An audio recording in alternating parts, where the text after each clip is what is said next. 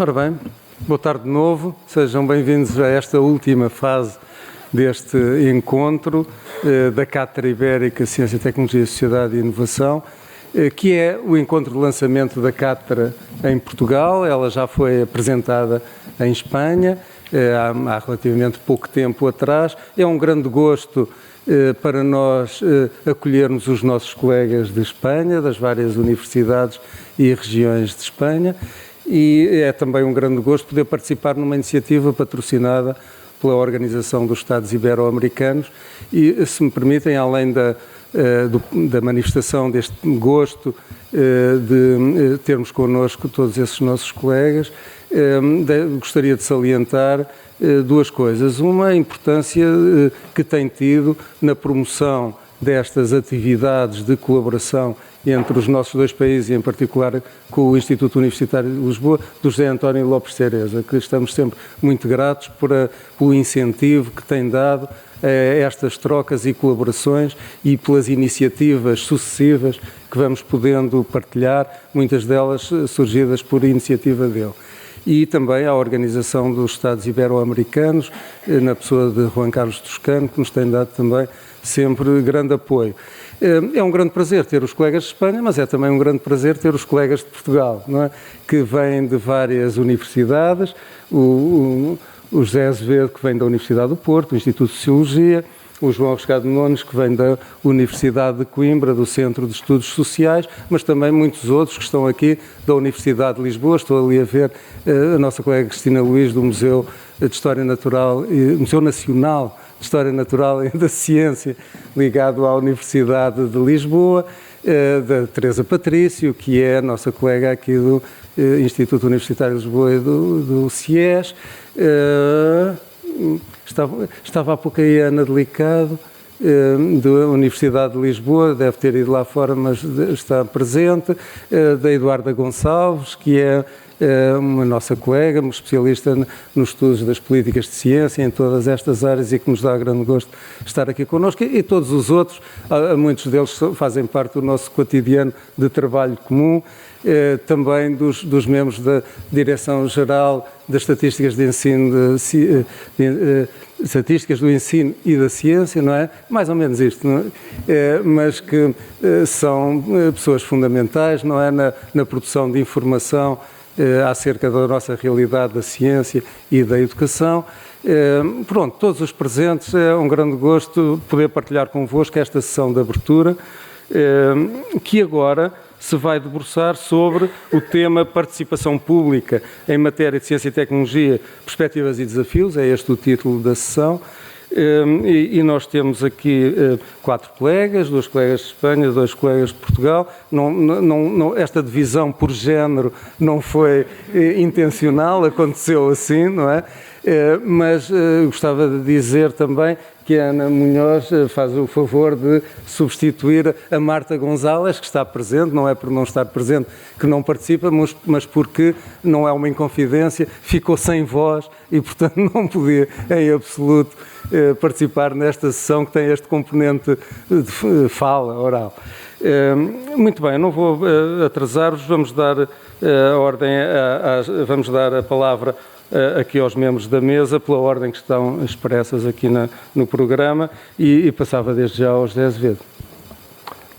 Eu queria começar só por agradecer também ao António o convite, mas também o prazer de estar aqui neste fórum, digamos que reúne, em termos portugueses, muitas pessoas que se têm interessado por este tema, mas também os colegas espanhóis e a novas oportunidades de nos conhecermos e colaborarmos.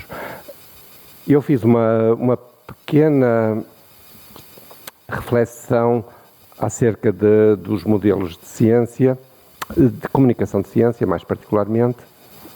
Então, de alguma forma, o meu ponto de partida, eu pensei neste contexto particular da cátedra, e o meu ponto de partida é duplo. Por um lado, temos, em números redondos, cerca de 50 anos de estudos nesta área, e por isso, de alguma forma, aqueles de nós que trabalham mais diretamente com modelos de comunicação, está a crescer, de alguma forma, uma insatisfação geral com os modelos e com a capacidade de resposta que esses modelos nos dão em relação a situações de intervenção. E também tinha como ponto de partida uma pequena provocação, um desafio em relação a esta cátedra, que era retomar a célebre divisão de culturas do C.P. Snow, que de alguma forma, no fim dos anos 50, introduziu a ideia de um fosso entre a cultura técnico-científica e a cultura das humanidades, e de alguma forma o que eu também gostaria aqui de refletir um pouco era se esta divisão não se encontra dentro do próprio movimento de ciência e sociedade. Este esquema remete-nos para a complexidade do que é que a gente pode considerar hoje comunicação de ciência. Por isso, quando falamos em comunicação de ciência, falamos, na verdade, de uma multiplicidade de áreas, de contextos, de conteúdos, que torna em si próprio difícil nós clarificarmos de que é que falamos quando falamos de comunicação de ciência. De qualquer forma, havendo várias perspectivas, eu parti de uma perspectiva que se calhar é mais comum, de 4 grandes modelos que são habitualmente referidos como modelos da comunicação de ciência. E para cada um deles apresentar brevemente o que são e quais são as suas limitações ou dificuldades ou problemas, porque todos eles nos oferecem possibilidades e dificuldades. Primeiro, que é tradicionalmente chamado o modelo do déficit, e por isso há uma forma de se estabelecer como padrão, é um modelo que resultou da preocupação inicial de existir uma população com baixos níveis de conhecimentos científicos e, de alguma forma, a solução que era proposto, isso era encarado como uma falta, e essa falta seria colmatada, seria preenchida, dando mais informação.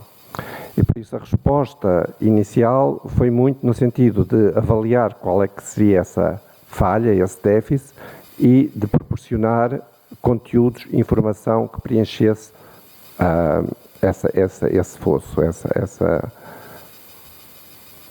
Este é o resultado, um dos inquéritos iniciais dentro desta perspectiva era um simples inquérito sobre alguns dados científicos que as pessoas de alguma forma teriam que responder verdadeiro ou falso ou não sabe, e que por isso mediriam, digamos, um nível de conhecimentos básicos de ciência.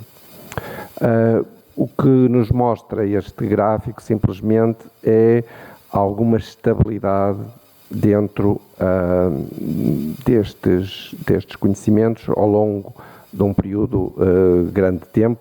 Este gráfico, se tivermos uma escala de tempo ainda mais alargada, é sensivelmente idêntico. Por isso, nos últimos 35 anos, os valores não têm-se alterado de uma forma significativa. E por isso, as limitações deste modelo, no fundo, era que estas questões, esta forma de medir, era em si muito incipiente, um pouco contextualizada, de alguma forma facilitando um conjunto de interpretações erradas sobre o que é que significava, uma não clarificação do que era ser alguém com alto nível de literacia científica, e por isso de alguma forma revelou-se pouco útil para uma intervenção. Por isso a progressão ao longo destes últimos anos não tem sido significativa, e se calhar o mais importante é que a demonstração, que era um dos princípios deste modelo, a demonstração de que se as pessoas tivessem um mais alto nível de literacia científica teriam um comportamento, uma ação pública diferente, os estudos não mostram esta ligação direta entre melhores resultados nestas medições de literacia e comportamentos mais adequados. E por isso, de alguma forma, surgiu um segundo modelo, que agrupa muitos outros, mas que basicamente foi uma complexificação deste modelo, reconhecendo dimensões contextuais, entrando com diversidade de públicos, isto é, não considerando o público como uma entidade una, mas existindo públicos diferenciados e, por isso, de alguma forma, entrando também com dimensões institucionais. O avanço deste modelo era no sentido de, essencialmente, de começar a segmentar as audiências, começar a fazer um maior enquadramento social para os conteúdos e, por isso, digamos, ser um modelo mais complexo que os modelos clássicos dos déficits. De qualquer maneira, este modelo ainda não considerava tudo o que fosse dimensões de participação política, digamos, de ver os sujeitos como participantes ativos nas decisões. Por isso, ainda era um modelo muito centrado sobre as dimensões da ciência e por isso ainda muito centrado sobre dimensões de transmissão da informação. Por isso, todas as questões mais ligadas com a participação, democracia, capacitação dos públicos eram questões que não eram muito consideradas. Terceiro modelo, que de alguma forma vai pegar em conhecimentos mais difusos e existentes em diferentes comunidades, aparece um pouco como reação a esta perspectiva, porque a perspectiva anterior era uma perspectiva muito, digamos, unidirecional, cientistas-público. Como crítica a essas perspectivas unidirecionais, começaram a surgir uma série de perspectivas que, de alguma forma, procuravam dar voz a um conjunto de outros atores que não os cientistas neste processo. E, por isso, de alguma forma, procurava ligar este conhecimento com outros conhecimentos difusos na sociedade, nas comunidades.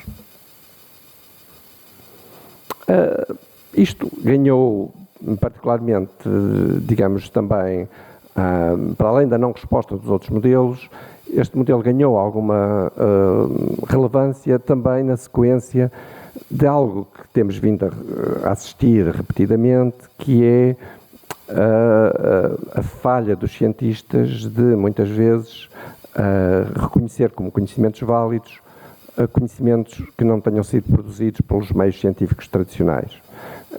Foi exemplo importante dentro deste processo o que resultou de Chernobyl. Houve uma série de agricultores no norte de Inglaterra que alertaram para algo que estava a acontecer, que fizeram estudos, que de alguma forma reuniram um conjunto de informação, e isso foi completamente ignorado, e isso foi-se a revelar que eles estavam certos, que eles tinham razão, e por isso que esse conhecimento teria sido um conhecimento importante de tomar em consideração. Por isso, este novo modelo, digamos assim, torna-se importante não só porque muitas vezes trabalha sobre a desconfiança de comunidades face ao discurso científico, muitas vezes ultrapassa alguns dos mal-entendidos dentro deste processo, mas essencialmente porque consegue agregar um conjunto de outros conhecimentos dispersos, conhecimentos locais, conhecimentos contextuais, que muitas vezes produz um conhecimento mais rico, mais democrático dentro da comunicação de modo geral. Mas este modelo também podemos encontrar várias dificuldades para este modelo. Uma das dificuldades é, como é que ele incorpora, digamos, o conhecimento daquilo que é habitualmente conhecido como ciência, isto é, conhecimento que esteja estabelecido, como é que é incorporado neste mesmo conhecimento. De alguma forma também exige um contexto de comprometimento político que muitas vezes não existe e que de alguma forma revela também a dificuldade muitas vezes de ser implementado. E tem problemas também enquanto guia para a ação. E por isso surgiu, ou na sequência disto, de alguma forma, veio dar origem a um movimento que se tornou dominante nos anos 2000, sensivelmente a partir dos anos 2000, que de alguma forma se pode considerar como movimentos de engagement ou de envolvimento público com a ciência. Então aqui há múltiplos exemplos de ciência cidadã, de conferências de consenso, de lojas de ciência, cafés de ciência, por isso tem existido uma proliferação de muitas ações, de muitas intervenções baseadas nesta ideia de que necessitamos de uma participação mais ativa dos sujeitos, precisamos de uma comunicação que não seja tão top-down, em que as pessoas se envolvam diferentemente, que reconheçam diferentes tipos de competências e especialidades, por isso há uma forma mais participativa e mais democrática. O que é que significa engagement? Eu fiz uma pequena busca sobre a palavra engagement em 3 revistas que são centrais dentro da área da comunicação de ciência, e encontrei cerca de 233 artigos que utilizavam a palavra engagement. Por isso, de alguma forma, é a ideia de que isto é um termo que é um termo completamente usado em múltiplos contextos, com múltiplos significados, com uma interpretação muito diferenciada, e por isso temos engagement dos visitantes de uma exposição ou de um evento, temos a participação do público em pesquisa científica, temos versões de democracia participativa, temos engagement nas universidades e nas instituições, por isso os significados são múltiplos, são difusos, não são muito claros. E por isso, algumas das dificuldades, mais uma vez, novo modelo, mas também este novo modelo nos oferece algumas questões. O primeiro, derivado um pouco desta confusão do próprio conceito, é que tipo de engagement é que nós muitas vezes estamos a falar dentro disto. Por outro lado, o que temos é uma discussão que é, ok, eu tenho engagement, mas não tenho, por vezes, algum conhecimento substantivo sobre essa dimensão. Por isso, como alcançar, para além do engagement, um conhecimento substantivo dentro de algumas temáticas. Por outro lado, tem havido críticos que também têm salientado que esse engagement é muitas vezes superficial e somente em populações já convertidas. Isto leva a alguma incerteza quanto ao real empowerment dos públicos e levanta-nos um conjunto de novas questões sobre novos poderes entre grupos de cientistas e entre ciências entre si, porque dentro das próprias várias ciências, as ciências duras versus ciências sociais, dentro das ciências sociais, e por isso começa a existir uma outra dimensão, um conjunto de outras dinâmicas que em si também merecem a nossa reflexão. E por isso, os 4 modelos que nós temos, ou que tivemos até aqui, todos eles têm problemas. E por isso, se bem que para muitas, e eu penso que isso é um consenso generalizado, que para muitos dos objetivos da comunicação de ciência, a solução passa por mais discussão democrática, maior diálogo, maior informação, maior partilha, maior reconhecimento de diferentes atores, o que está a acontecer é que temos, por vezes, também movimentos negacionistas muito bem organizados, que, de alguma forma, nos colocam vários problemas em termos do debate público e que de alguma forma nos obrigam a ter, por vezes, a ideia de que, em algumas situações, o déficit pode ser a resposta. Okay? Por mais que muito nos custe por vezes, há situações em que nos temos deparado que, de alguma forma, ter um bocadinho mais de informação sobre determinados temas, se calhar, é fundamental. Por outro lado, coloca-nos uma dificuldade muito grande, que é que tipo de critérios, como é que as próprias análises do poder dentro destas comunidades nos levam a decidir quem é que tem o poder de classificar alguém como negacionista ou não. E por isso, como é que podemos evitar, muitas vezes, dentro da nossa própria comunidade, cair na armadilha do déficit, que é nós, enquanto cientistas, nós, enquanto comunicadores, sabermos a resposta certa. Por isso, temos um conjunto de problemas. E por isso, o que é que temos? Temos um déficit de conhecimento dos cientistas acerca dos públicos. Temos problemas, muitos dos problemas científicos que têm multicausalidades, são interdependentes, têm uma complexidade social e organizacional que coloca dificuldades de respostas claras. Temos falhanços crónicos em políticas. Temos um déficit de conhecimento dos cientistas, de grande parte dos cientistas e do público, sobre a dinâmica, digamos, a ciência enquanto processo social. E talvez tenhamos dentro da nossa comunidade culturas separadas.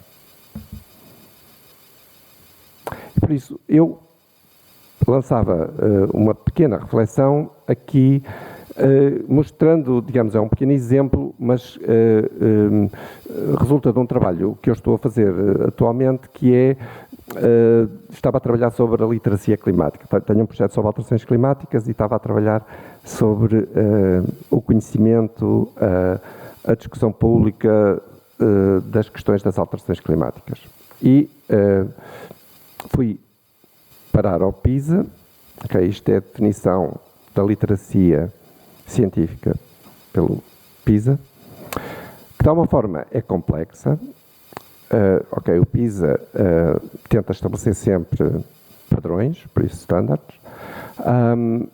Ele entra nesta definição com dimensões de contexto, com dimensões de competência, com dimensões de conhecimentos, com dimensões de atitudes, mas aqui não existe comunicação. Então, esta definição é paradigmática da abordagem da parte da educação da ciência. Isto é, o que eu considero que dentro do movimento de Ciência e Sociedade há duas grandes comunidades. Por um lado, uma comunidade mais ligada com a educação, por outro lado, uma comunidade mais ligada com a comunicação e com a sociologia. E estas comunidades têm referências, têm abordagens que se cruzam pouco.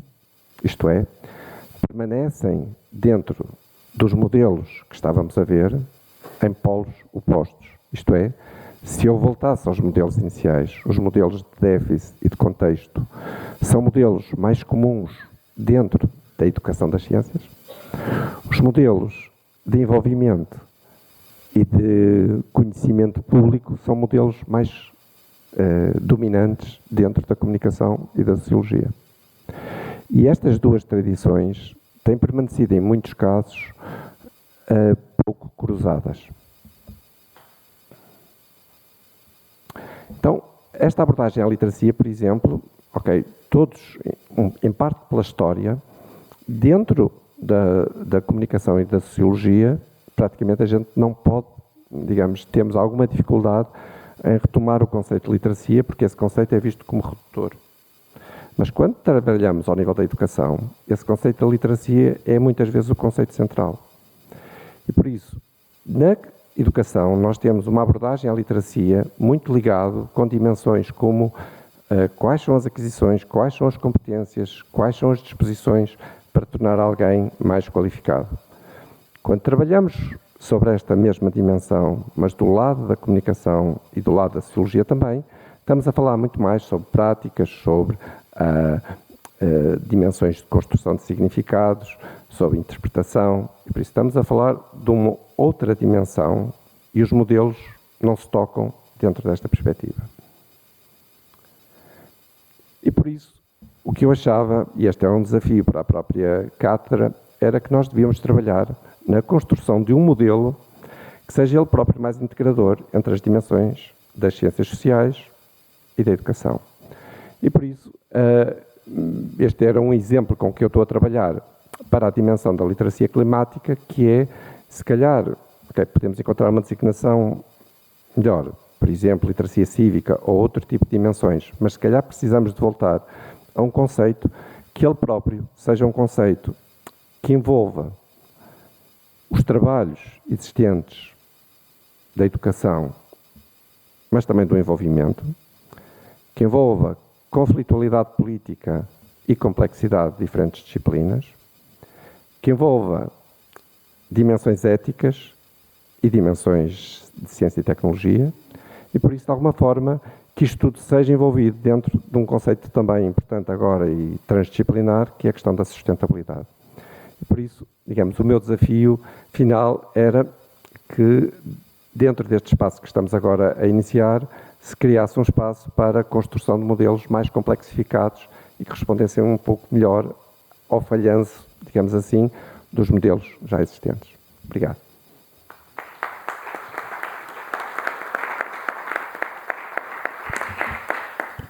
Muito obrigado, Zé. É um ótimo contributo para começarmos, mas não vamos debater já, agora vamos ouvir a Ana, não é? Muchas gracias. Bueno, en primer lugar quiero dar las gracias a los organizadores de este evento por haber contado conmigo para que abriese estas primeras sesiones de los workshops. Espero que sea una de, no la mía, sino una de las muchas participaciones que tengamos en el futuro. Quiero dar las gracias a la OEI por patrocinar esta iniciativa de la cátedra, por supuesto, y también al Instituto de Lisboa. Yo voy a hablar acerca también del papel de los expertos en las democracias contemporáneas y voy a mostrar que parece que es una inquietud reciente, en realidad no lo es tanto. Las democracias actuales, las democracias que tenemos en la actualidad, ya desde hace un tiempo, se consideran democracias representativas, ¿no? En donde en realidad hemos delegado nuestra capacidad de decisión en unos pocos, en las élites gobernantes, que estarían formadas fundamentalmente por dos grandes categorías, los líderes políticos y los expertos que asesoran a los líderes. Obviamente los líderes políticos no tienen conocimiento, aunque a veces pareciera que sí, no tienen conocimiento absolutamente de todo, por lo cual requieren de expertos que les asesoren en determinadas cuestiones. Obviamente estas democracias guardan si acaso un parecido de familia con lo que se consideró en origen un gobierno democrático. Y bueno, en cierta medida también este tipo de democracias han permitido, a través de ese líder que supuestamente nos representa. Voy a hablar todo esto siempre en el caso supuesto, esto es el ideal, en ningún caso es como realmente acontece. Pero bueno, supuestamente estos líderes que nos representan garantizan derechos, nos garantizan también una cierta autonomía y esto se consigue alejando el gobierno de los ciudadanos. Ellos toman las decisiones porque supuestamente están más capacitados para hacerlo. Y esto obviamente genera un sinfín de problemas, un sinfín de críticas.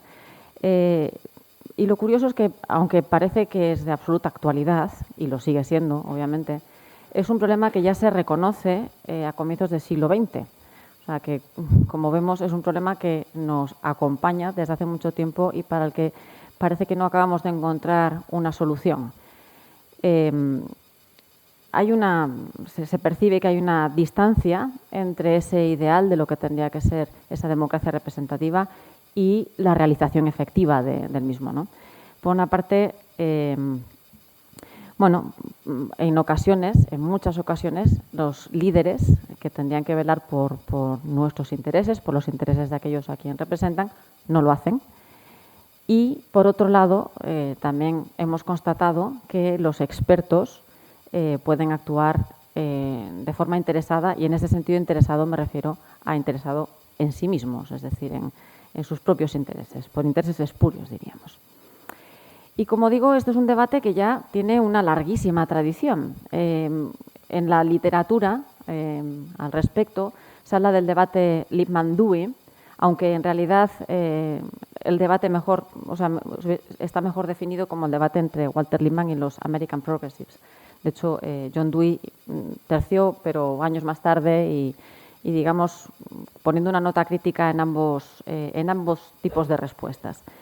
Según Walter Lippmann, que era pensador, pero sobre todo también periodista, consideraba que el ideal ese de la democracia original estaba socavado por el tamaño de los estados modernos, por la ausencia de relaciones entre los ciudadanos y también por una tendencia a una complejización cada vez mayor y tecnificación de las tareas administrativas, de tal manera que la democracia original no tenía sentido, según su punto de vista, y a lo que teníamos que tender era a otro modelo. Y además, y esto también es importante, él hace una crítica hacia el tipo de ciudadanos que son característicos de este tipo de democracias, algo que él al principio lo veía con, digamos, con cierta naturalidad y luego ya con el paso de los años fue viéndolo cada vez con más pesimismo, ¿no?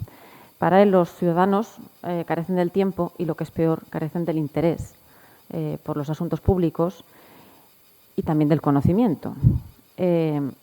Los ciudadanos, según su perspectiva, se guían por estereotipos que están construidos por los medios de comunicación y, por lo tanto, son jueces poco fiables de lo que puede ser el bien público. Es decir, los ciudadanos no son, en ningún caso, desde su punto de vista, y me imagino que esto no es algo que nos parezca, puede parecernos mal, esta caracterización, pero no nos parece ajena, ¿no? Es decir, yo creo que hay un amplio sector, tanto de la clase política como incluso también de los intelectuales, que podrían estar de acuerdo con esta idea, ¿no? Es mejor que dejemos a los ciudadanos tranquilos porque, a fin de cuentas, ni saben, ni quieren saber, ni tienen tiempo y están preocupados por otras cosas, ¿no? Y yo creo que también es muy interesante esa idea que él destaca, ¿no? Esa idea de que en realidad nos guiamos por estereotipos que están construidos a través de los medios de comunicación. Es decir, los medios de comunicación no solamente nos informan, sino que nos forman y nos deforman. Es decir, nos crean una forma de ver el mundo. Después de pasar por el sistema educativo, la principal fuente de adquisición de conocimiento de muchos ciudadanos son los medios de comunicación. Y es curioso cómo él se da cuenta ya en aquel momento de este asunto, sobre todo porque él provenía también de los medios de comunicación. Y en principio tampoco le parecía necesariamente mal, ¿no? O sea, tampoco es nada malo en sí mismo. Se pueden generar buenos estereotipos también, podríamos pensar, ¿no? Y es curioso también, porque aquí se desliza hacia una concepción filosófica todavía mucho más antigua, que es una visión platónica del conocimiento. Además, él lo reconoce como tal, ¿no? Y él dice que los ciudadanos, en realidad, nunca tenemos acceso a los objetos reales, es decir, al mundo real, al auténtico, a lo que acontece realmente, sino que, en todo caso, solamente tenemos acceso a un mundo de apariencias ilusorias, que es precisamente lo que nos dan los medios de comunicación, apariencias ilusorias. Pero claro, aquí es donde ya da el salto al vacío, yo creo, desde mi punto de vista, es donde ya, digamos que no creo que se siga de lo anterior necesariamente esta conclusión, y es que los ciudadanos no tenemos necesidad alguna de formarnos una opinión experta acerca de las cosas. Para eso es mejor que lo deleguemos esa carga, dice él, además textualmente dice que es una carga, en los gobernantes responsables, y estos líderes, que tendrían que asesorarse por expertos, de tal forma que tomarían las mejores decisiones, tendrían que encargarse de, y dice textualmente, fabricar consentimiento entre los ciudadanos. Es decir, que lo que tiene que hacer un líder es convencernos de que las decisiones que toma son las mejores decisiones posibles. Es decir, que no hay alternativas y que, por lo tanto, no tenemos derecho a quejarnos, puesto que ellos están velando por nuestros intereses y, obviamente, como además se han asesorado por los mejores expertos, pues no nos queda poco que hacer, ¿verdad?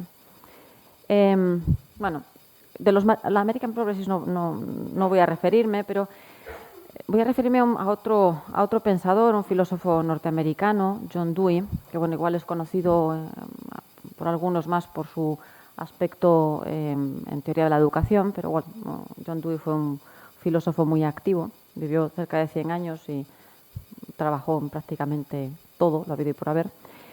Y lo interesante es que Dewey adopta una postura intermedia. Los American Progressives apostaban por una vuelta hacia la democracia original, asamblearia y demás.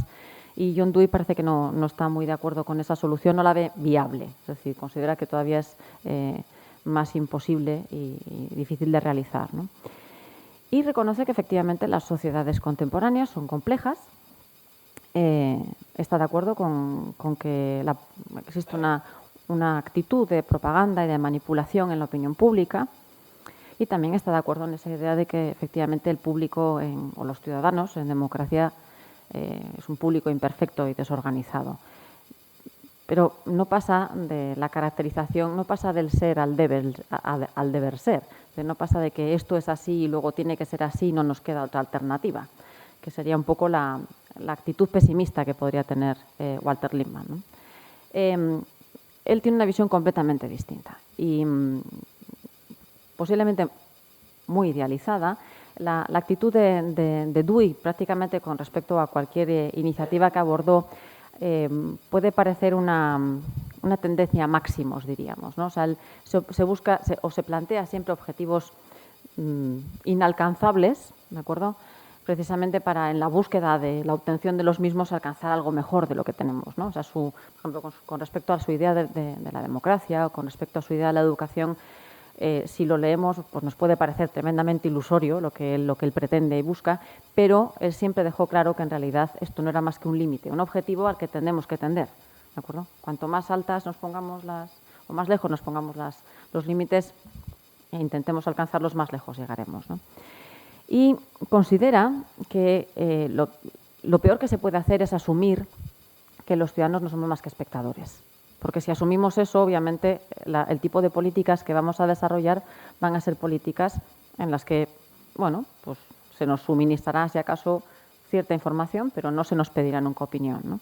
Y él considera que, en realidad, los ciudadanos, en diferente grado, obviamente, pero son indagadores, dinámicos y solucionadores de problemas. Aquí es donde aparece su concepción pragmatista acerca del conocimiento. Y considera que, bueno, considera que tiene que seguir persiguiéndose un ideal de un público autogobernado. Obviamente esto no significa, en ningún caso, una visión alejada o, digamos, muy próxima a la democracia original. Él también era consciente de que eso era inviable, pero lo que tampoco se podía consentir era tener élites que nos tratasen a los ciudadanos como si no tuviésemos capacidades, sino que lo que tenían que promoverse son élites, en el sentido de líderes y expertos, que nos tomasen como indagadores, es decir, como personas que no hemos perdido nuestra capacidad de investigar sobre el mundo o tener por lo menos inquietudes con respecto al mismo. Lo que no quiere decir, insisto, que pensase que todos los ciudadanos son así. Pero lo que tampoco se puede hacer es tomar la parte por el todo. Es decir, como algunos no son así o como unos pocos nada más son así, tratémoslos a todos como ciudadanos ignorantes. Entonces, él consideraba que la comunidad ideal, y aquí es donde creo que es una de las ideas más sugerentes que él aporta, una comunidad ideal estaría compuesta por indagadores, es decir, por ciudadanos que siguen buscando y queriendo acceder al conocimiento, por líderes, es decir, por líderes políticos que buscasen ese bien común con las limitaciones que esto tiene, por expertos que asesorasen a esos líderes y por ciudadanos corrientes, es decir, no necesariamente por ciudadanos excesivamente interesados, es decir, una comunidad muy heterogénea, que intentasen, en la medida de lo posible, trabajar conjuntamente. Claro, como digo, a mí esta idea me parece muy interesante porque, digamos que pone en un cierto equilibrio a todas las partes, a todos los elementos de la sociedad, ¿no? Algo que creo que se ha ido abandonando. Él era consciente de que, porque en donde quiero centrarme un poco más es en la idea de los expertos, de los líderes políticos. Prefiero no hablar. Ese es un tema todavía más espinoso, ¿no? Pero él era consciente de que los expertos pueden tener una percepción distorsionada acerca del mundo, una percepción distorsionada por los propios intereses. O sea, en ese sentido no era para nada ingenuo, ¿no? Y un gobierno que se encomendase solamente a esa élite, a la élite formada por líderes y por expertos, no tiene ninguna garantía de ser un gobierno justo, porque no dejamos de ser, no todos, pero muchos somos egoístas, tenemos nuestras debilidades y, bueno, podemos caer en un gobierno, digamos, que no busque el bien para todos, ¿no?, sino que busque el bien solamente para unos pocos. Pero lo que él, con lo que está más en contra de la propuesta de Lindman, era que la autodeterminación, la capacidad que tenemos de ejercer nuestra libertad de forma positiva, es algo que tenemos que poseer, pero también tenemos que ejercitar, obviamente. O sea, no es solamente una cosa que se nos otorga, sino que tenemos que hacer el ejercicio y el uso de la misma, ¿no?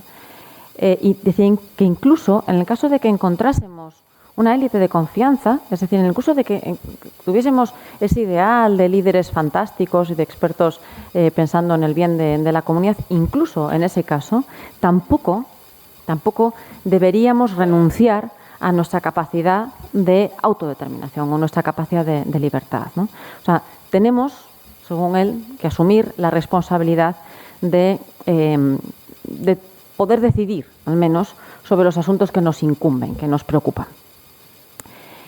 Y para eso, y esto también es una idea que yo creo que es una de las ideas posiblemente más controvertidas, él decía que era preciso potenciar la indagación libre, la discusión y el debate.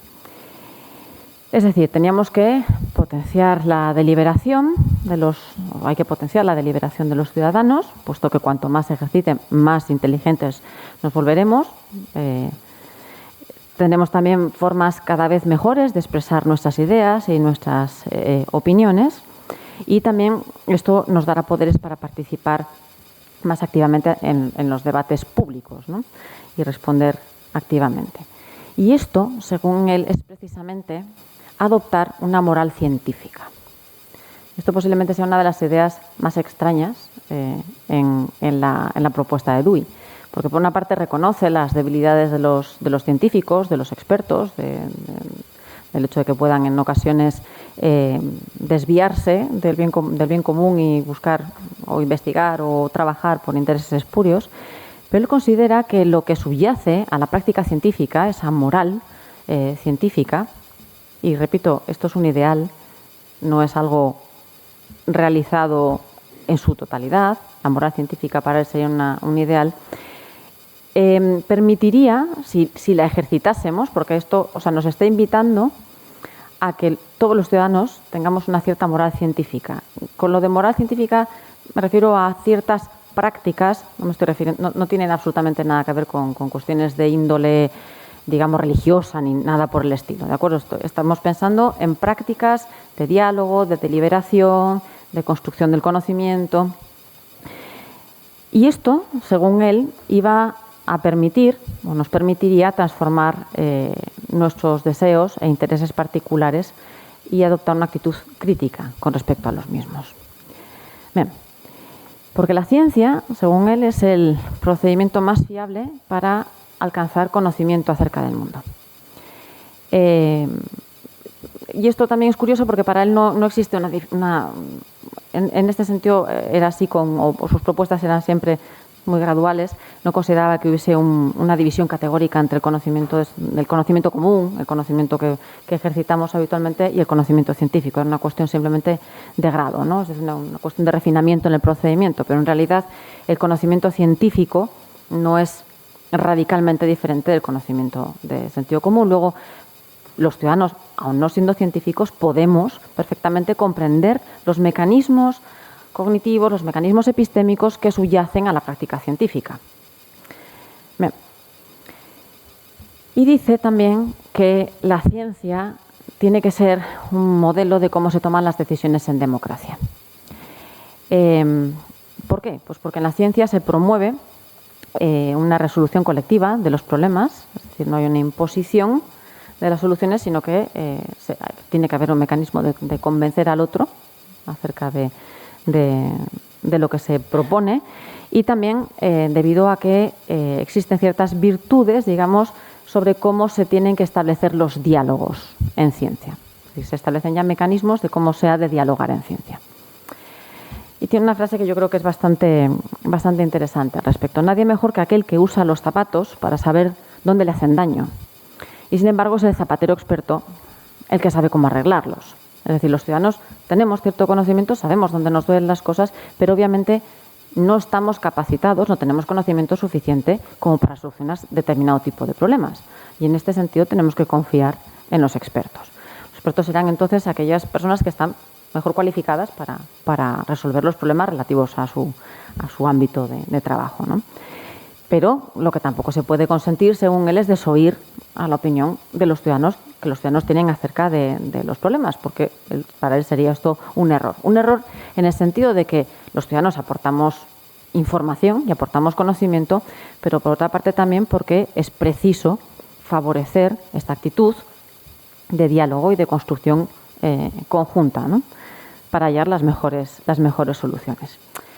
Claro, y todo el mundo me puede decir, bueno, sí, claro, eso era la ciencia en la época en la que Dewey estaba hablando, en los años 20, 30. Bueno, sí, entonces la ciencia antes de la Segunda Guerra Mundial era otra cosa y la ciencia actualmente es una cosa completamente diferente, ¿no? O sea, la moral científica no va a ser la misma en la que estaba pensando Dewey que la que podemos tener hoy en día, ¿no? Y bueno, tenemos varias críticas, he puesto un par de casos de críticas contemporáneas con respecto a cómo se hace la ciencia. Una es la de John Simon con la ciencia posacadémica. Y claro, es cierto, la ciencia actualmente no es la ciencia, digamos la institución científica, no es la institución científica que John Dewey podía tener en mente.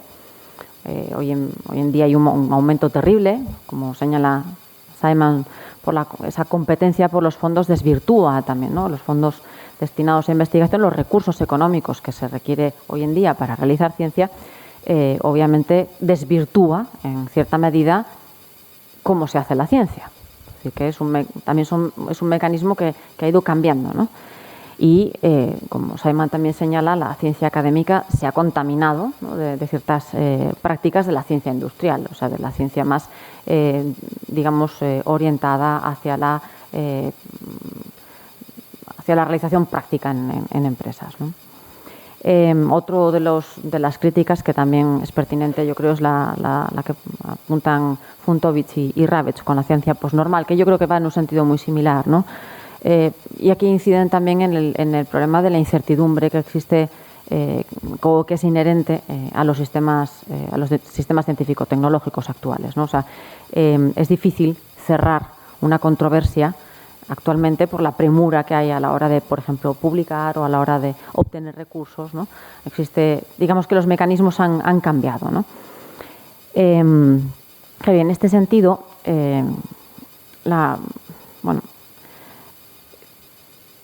esto es más. La pregunta que yo me hago es si es válida la propuesta, si todavía sigue siendo válida esa propuesta de John Dewey de que los ciudadanos imiten en cierta medida a la moral científica, ¿no? Y bueno, yo en el fondo creo que sí, ¿de acuerdo? Yo creo que en el fondo sería conveniente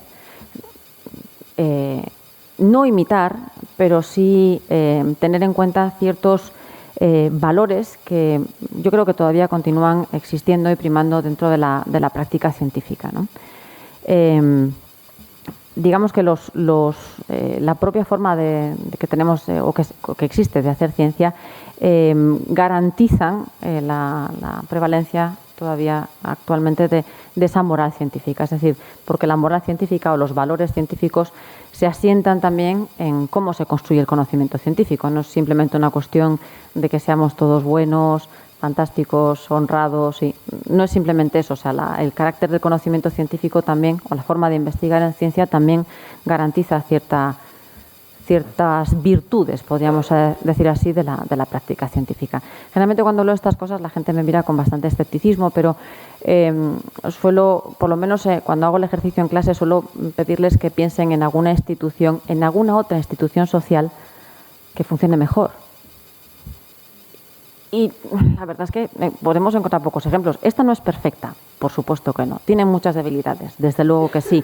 Pero incluso, aun teniendo debilidades, aun teniendo defectos, obviamente existe el fraude en la ciencia, obviamente los expertos se pueden vender al mejor postor, obviamente hay prácticas científicas deleznables, hay robo y hurto de ideas ajenas. O sea, yo por lo menos no defendería en ningún caso que sean perfectos. Pero si lo comparamos con otras instituciones sociales, posiblemente se hayan generado ciertos mecanismos correctivos dentro de la propia práctica científica que por lo menos hasta ahora han garantizado, creo yo, ciertos valores epistémicos. Pero hay un problema que yo creo que, y con esto voy a cerrar, lo dejo como un apunte, hay un problema que yo creo que sí es contemporáneo, digamos, terriblemente acuciante hoy en día, y es el modelo de publicaciones científicas que existe actualmente.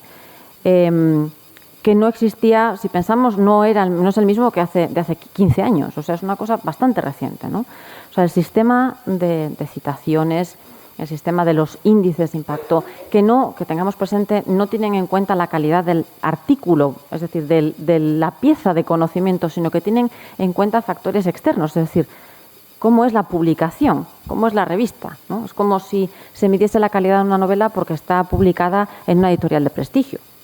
Lo importante no es eso, lo importante es, ¿no?, la calidad del contenido. Y eso es algo que se ha ido desvirtuando en los últimos años y que creo que sí puede suponer un peligro para la práctica científica, para la moral científica, porque precisamente es un mecanismo digamos, una práctica que genera cambios también en la calidad del conocimiento científico. Ya no se puede investigar sobre lo que se quiera. Hay que acotarse muy bien a lo que las líneas editoriales de las principales publicaciones quieren. Ya no se puede investigar tampoco en lo que se quiera porque los fondos de investigación están muy orientados. Tengo colegas en universidades europeas que dicen, bueno, yo ya renuncio a investigar en ciertas cosas y ya no puedo dedicarme a eso, sino que tengo que orientar toda mi investigación al programa marco, a lo que venga dictaminado por el programa marco. Luego, todo eso que me divertía hacer, todo eso en lo que yo realmente me realizaba, tengo que dejar de hacerlo y tengo que orientarme hacia una investigación que igual no me interesa, pero es lo que tengo que hacer, ¿no? Y creo que eso sí que perjudica tanto a la calidad del conocimiento científico como también a el acercamiento que puedan tener los científicos con los ciudadanos. Porque estamos insistiendo en que los científicos tienen que acercarse a los ciudadanos, es una cosa que a nosotros nos preocupa mucho, pero es algo que no se valora para nada en cómo se le da un proyecto de investigación a un científico o cómo se valora el currículum del mismo. De manera que esto yo creo que sí es un problema muy acuciante. Creo que sigue siendo válida la propuesta de Dewey siempre y cuando esto se corrija. ¿Cómo se puede corregir esto? No lo sé.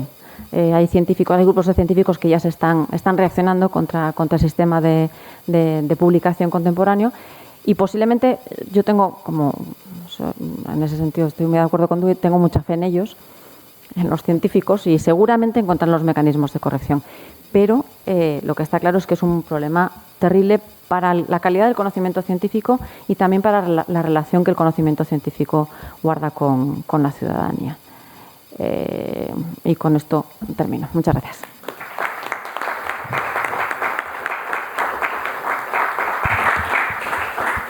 Muito bem, Ana, muito obrigado.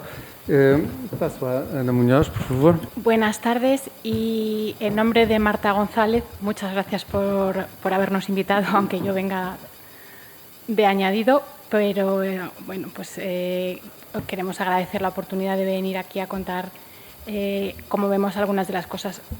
Yo creo que lo que yo voy a decir, Marta no se va a sentir muy disgustada con ello, aunque no comparta del todo unas cosas, pero bueno, vamos a ver si consigo que no se sienta poco identificada.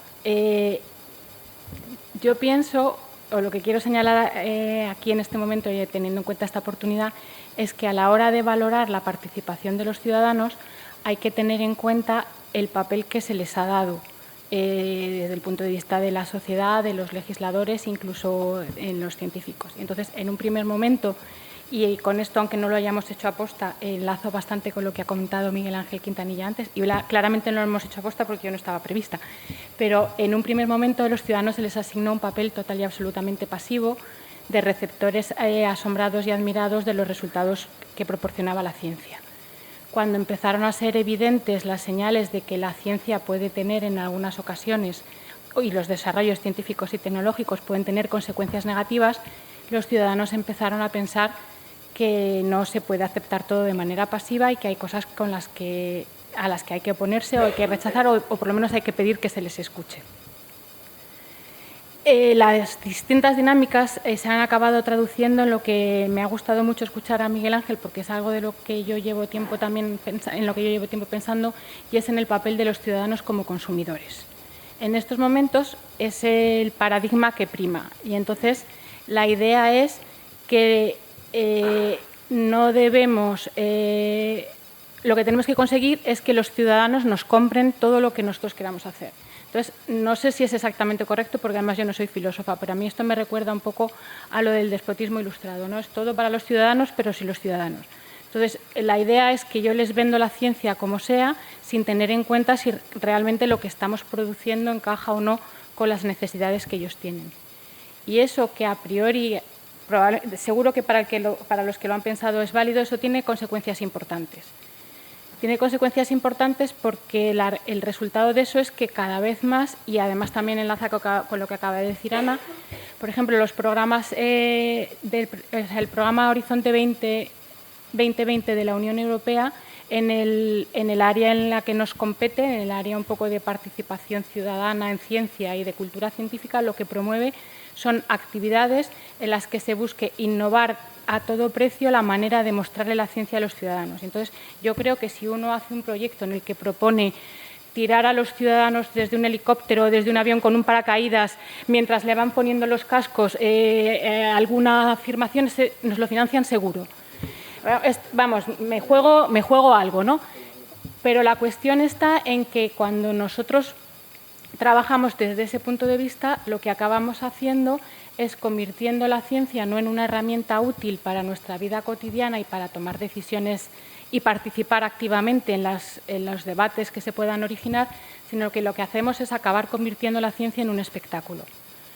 Y no solo es que lo diga yo porque se me ha ocurrido, es que porque yo voy a hacer mi enfoque desde el punto de vista de lo que yo trabajo más, que es el análisis de datos, ¿de acuerdo?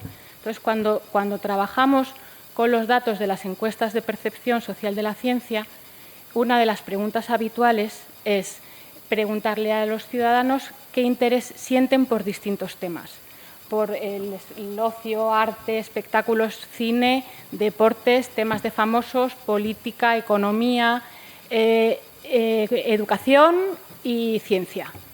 Bueno, pues cuando uno junta todos esos elementos de interés y analiza las relaciones entre ellos, observa algo que a mí, sinceramente, me parece muy preocupante.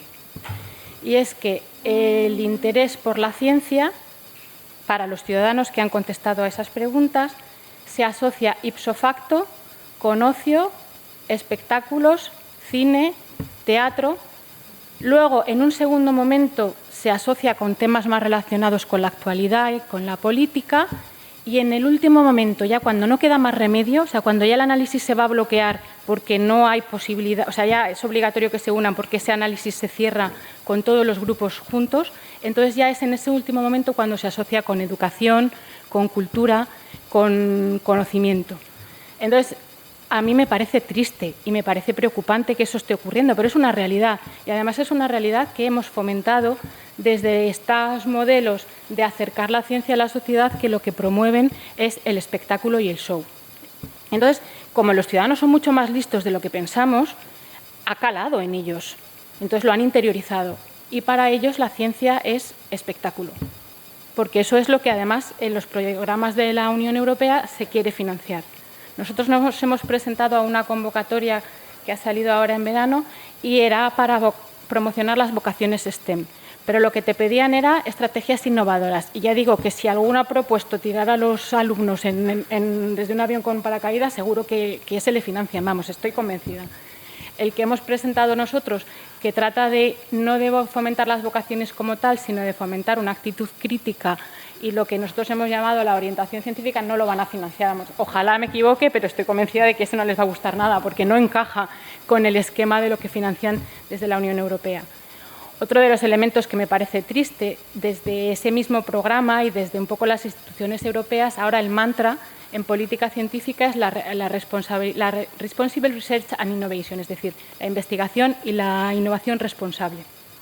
A priori, la filosofía que subyace al planteamiento está bien, pero cuando uno profundiza en los documentos preparados por los expertos que han participado en eso, se horroriza, o yo al menos me horrorizo, porque lo que dicen es que toda inversión pública en un producto o resultado científico que genere rechazo en la sociedad es un dinero perdido. Y entonces es una mala utilización de los recursos públicos. Entonces, claramente, y además eso lo asocian con el public engagement, y es uno de los ejes, uno de los pilares fundamentales de la RRI es el public engagement.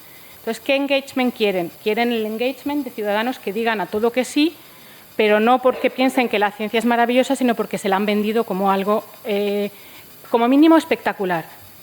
Y eso es muy peligroso, porque evidentemente eso no va a cambiar el hecho de que nos guste o no nos guste y les contemos a los ciudadanos lo que les contemos, los organismos modificados genéticamente a la gente no le gustan.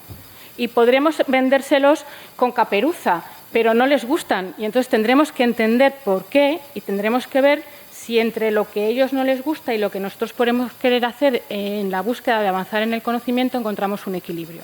Entonces ya digo que la cuestión en ese sentido me parece preocupante porque lo que yo veo es que no avanzamos, porque además la teorización de todas estas cuestiones en ella sigue estando presente el modelo del déficit, es decir, los ciudadanos no entienden y ahora ya he dejado de intentar que entiendan y lo único que quiero es venderles algo.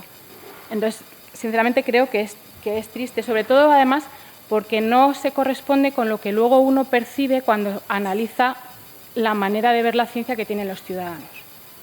Entonces, a la hora de fomentar la participación y el engagement, hay que tener en claro que hay dos variables importantes. Una variable es el interés, que es un poco en lo que se ha estado trabajando desde hace 25 años, fomentar el interés como sea y ahora ya a través del espectáculo. Y otra cosa importante es el conocimiento. Otra cosa que no digo yo y que dicen todas las teorías del aprendizaje que hay es que el interés es un determinante fundamental para la implicación de la sociedad o de los ciudadanos con un tema, pero no solo vale el interés. El interés es necesario, pero no es suficiente. Necesitamos conocimiento. Y otro de los problemas que hay es que las dificultades para medirlo y las dificultades presentes tras las críticas del modelo del déficit nos han llevado a eliminar el conocimiento de las encuestas para ver cómo ve la gente la ciencia. Si eliminamos una variable fundamental no vamos a poder conocer. Entonces, cuando uno recurre a estudios en los que sí se ha incluido esa variable, aunque se haya medido con las dificultades que todos sabemos que se ha medido, pues nos encontramos, por un lado, que el interés es un elemento que influye en la participación de manera notable, pero el conocimiento es mucho más importante porque influye a través del interés, porque el interés depende de manera esencial del conocimiento que uno tiene, cuanto mayor conocimiento, mayor interés, y también tiene una influencia directa. Y eso se traduce además en una cuestión importante, y es que cuando nosotros analizamos cómo influyen unas variables con otras y tratamos de caracterizar la acción hacia la ciencia, que es la participación, nos encontramos, por ejemplo, que la asistencia a museos de ciencia no es una variable relevante. En la mayor parte de los casos se nos quedaría fuera de los modelos estadísticos que nosotros podemos obtener y si se queda tiene un papel residual y son mucho más importantes otras cuestiones como lo que nosotros hemos llamado la orientación hacia la ciencia, es decir, la idea de adoptar una actitud científica, aunque el término actitud no entra al caso ahora, pero también nos está dando mucha guerra en cuanto a que es un tema difícil de marcar y de conceptualizar porque tampoco hay mucho acuerdo. Pero bueno, la idea de que los ciudadanos tengan una manera de afrontar su vida cotidiana, sus decisiones, los problemas, teniendo en cuenta la perspectiva que ha caracterizado más a la ciencia, que es la de buscar información, saber recurrir a las fuentes adecuadas, saber contrastar qué información estamos recibiendo y qué información no. Pues hemos encontrado que a pesar de las limitaciones de los datos disponibles, ese tipo de variables, la consulta de fuentes de información, cuantas más importante es el peso que eso tiene, son variables mucho más determinantes en la acción de los ciudadanos cuando estamos tratando de analizar la relación en todos esos conceptos, que no las actividades de ciencia informal, que es otra de las cuestiones que están muy de moda. De hecho, como creemos que no nos van a dar el proyecto europeo, vamos, estamos casi seguros de que no nos lo van a dar, estamos trabajando en la idea de otro para 2017. Este sí que lo que trata es de ver cómo se acerca la ciencia a la población, pero lo mismo, el objetivo de la Unión Europea en esa llamada a la que nosotros queremos entrar desde nuestra perspectiva un poco al margen, es el papel de las actividades de ciencia informal.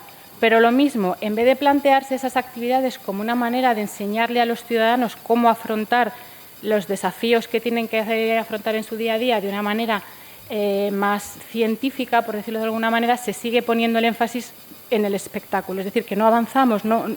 Los gestores de la Unión Europea están empecinados y no hay manera. Hacen cosas, pero te das cuenta de que en realidad eso que están haciendo no refleja todo el esfuerzo que estamos haciendo los que nos dedicamos a estudiar estas cosas para tratar de plantear ese tema.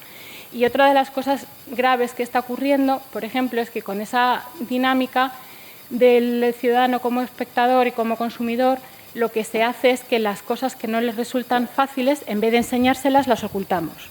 Entonces, por ejemplo, en el caso del cambio climático se ha visto que la supuesta o la lógica controversia entre científicos, porque afortunadamente lo que caracteriza a la ciencia como algo especial es la posibilidad de manifestar opiniones distintas siempre y cuando estén sustentadas en evidencias, pues eso a los ciudadanos les resultaba difícil de entender. Y entonces la estrategia, es un artículo que han publicado en la revista EMBO en 2013 y es interesante pero un poco desalentador, es que lo que se está haciendo para evitar el malestar de los ciudadanos es esconderlo. Y entonces ahora es como que está prohibido decir que hay científicos que no están de acuerdo con el problema del cambio climático. Es decir, no se trata de eso. Vamos a presentar adecuadamente la información que hay, que los ciudadanos se creen su propia opinión como ciudadanos preparados para ello. Y bueno, pues yo creo que con esto yo acabo ya. Gracias.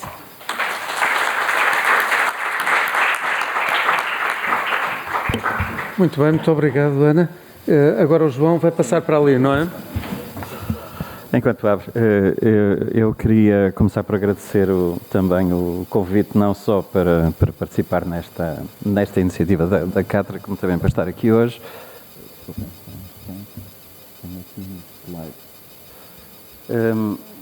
Bom, eu queria então começar por agradecer, saudar todos os colegas aqui da mesa. Creio que tem sido até agora temos aqui elementos extremamente interessantes para a discussão.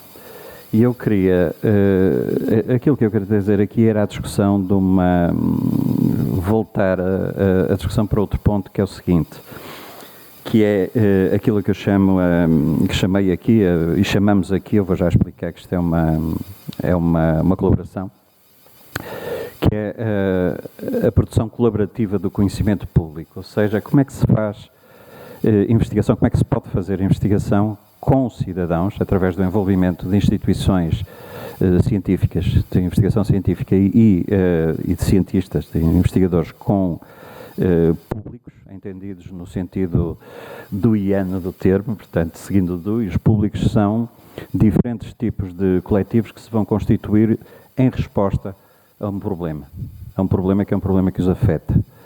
E eu vou já, enfim, elaborar um pouco sobre isto, mas nós decidimos chamar a esta abordagem ciência com cidadãos e não ciência cidadã, por uma razão muito simples. A ciência cidadã foi um termo que apareceu nos anos 90 que queria dizer exatamente aquilo de que eu vou falar.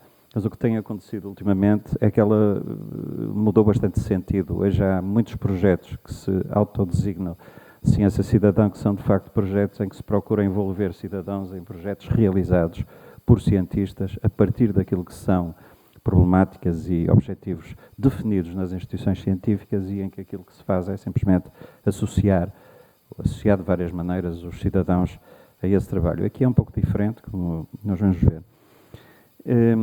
Este trabalho é uma colaboração com uma colega, Rita Serra, que também é interessante referir, que é uma colega minha que atualmente trabalha em estudos de ciência, tecnologia e sociedade. Eu vou já referir mais adiante algum trabalho que ela está a fazer, mas ela vem da biologia, ela é bióloga com doutoramento e pós-doutoramento em biotecnologia, especialista em doenças dos sobreiros e da vinha, portanto ela traz consigo uma experiência de trabalho de laboratório e trabalho de campo também muito importante nesse domínio, e foi preciosa a participação dela realmente neste projeto.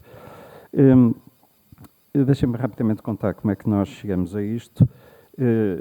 Por volta de 2006, 2007, depois de vários projetos de investigação sobre diferentes temas em que a participação dos cidadãos foi sempre uma questão que apareceu de diferentes maneiras, desde o envolvimento dos cidadãos em avaliação participativa de tecnologias, por exemplo, uma coisa que nós estudamos em vários momentos, até situações também de organização e mobilização de cidadãos em torno de questões controversas que envolviam aspectos relacionados com a ciência e a tecnologia, questões relacionadas, por exemplo, com a educação e com a divulgação de ciência. Percorremos durante vários anos projetos nestas áreas, trabalhamos em projetos que incidiam diretamente sobre o trabalho dos próprios cientistas, em laboratórios e fora dos laboratórios também, em atividades clínicas, etc. Sem todos eles, uma questão que se nos colocou desde muito cedo foi, obviamente, o problema da relação entre os cidadãos, os saberes dos cientistas, as práticas dos cientistas e os saberes e experiências que os cidadãos traziam para os seus encontros com os cientistas. Um dos casos mais óbvios em que isto acontecia era exatamente no encontro clínico, que foi uma questão a que nós demos bastante atenção durante bastante tempo. E por volta foi em 2008, nós decidimos construir um projeto que se chamou Biosense. Nós tivemos sempre que arranjar estes acrónimos. Como sabem, os financiadores gostam muito de acrónimos. E o projeto chamava-se, de facto, o envolvimento da ciência com a sociedade, e tinha como subtítulo Ciências da Vida, Ciências Sociais e Públicos, por razões óbvias. Primeiro, por causa dos participantes, das áreas de origem dos participantes, que eram as ciências da vida e as ciências sociais, e depois também porque os próprios cientistas sociais que trabalhavam nesse projeto tinham, de facto, um track record de investigação também relacionada com as ciências da vida, da saúde e do ambiente. Este envolvimento aqui significa precisamente engagement, o engagement que falava o José Azevedo hoje na primeira intervenção.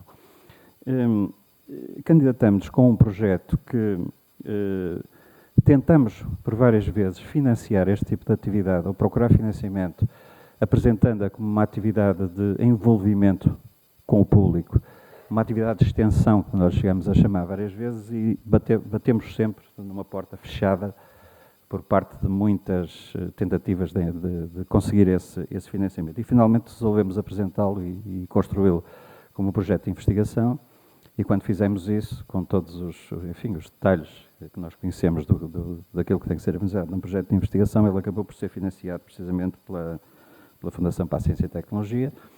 E, portanto, realizamos esse projeto como um projeto de investigação. Já foi terminado foi realizado em 2009 e 2013, e neste momento estamos a terminar uma publicação que resulta do projeto e das sequelas do projeto. Isto é como a Guerra das Estrelas, tem prequelas e tem sequelas, que também é importante para ver o que é que fica de um projeto deste tipo.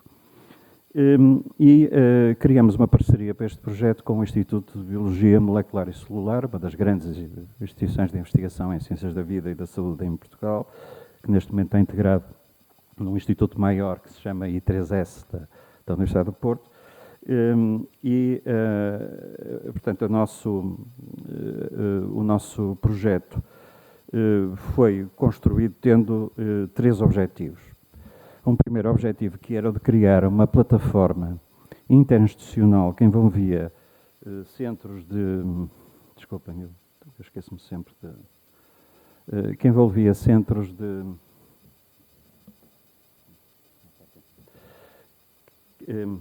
que envolvia centros de investigação que estavam ligados a 2 universidades, a Universidade de Coimbra e a Universidade de Porto. Portanto, plataforma interinstitucional significava que nós iríamos construir um conjunto de instrumentos que permitiriam criar colaborações entre os investigadores participantes no projeto que estariam ligados a essas 2 instituições. É uma coisa que não é tão simples como parece, porque, sobretudo quando ela envolve algum tipo de relação com o exterior, é necessário construir um conjunto de meios através dos quais se possa não só manter a ligação entre os participantes das instituições, mas também fazer com que circule aquilo que são as relações que eles têm com o exterior. Isto incluía, por exemplo, entre outras coisas, mecanismos de comunicação, um website, etc.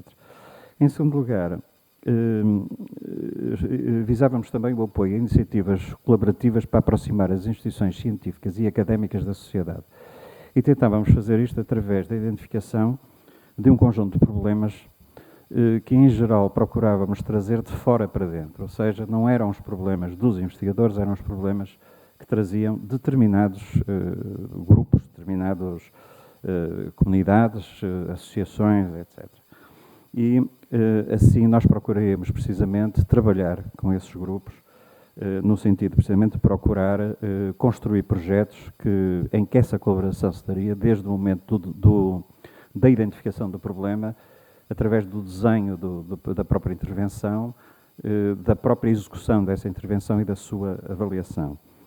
E as áreas que nós iríamos contemplar, como eu já disse, seriam áreas em que houvesse uma conexão entre ciências da vida e ciências sociais, ciências da vida, ciências sociais, saúde e ambiente. Portanto, circunscrevemos a intervenção, por razões ligadas também às nossas competências, às competências da equipa, resolvemos circunscrevê-la a essa área, mas poderíamos tê-la ampliado. Nós tivemos, por exemplo, colaborações que permitiriam tê-la alargado para áreas como, por exemplo, a engenharia de sistemas, onde existe, por exemplo, uma experiência muito interessante, por exemplo, na nossa universidade, de criação, por exemplo, criação colaborativa e participativa de sistemas de informação, através de uma abordagem que foi chamada por um dos nossos colegas de lá a engenharia de contexto, que eu acho muito interessante, que é um processo através do qual se procura, de facto, criar ao mesmo tempo o sistema e fazer com que esse sistema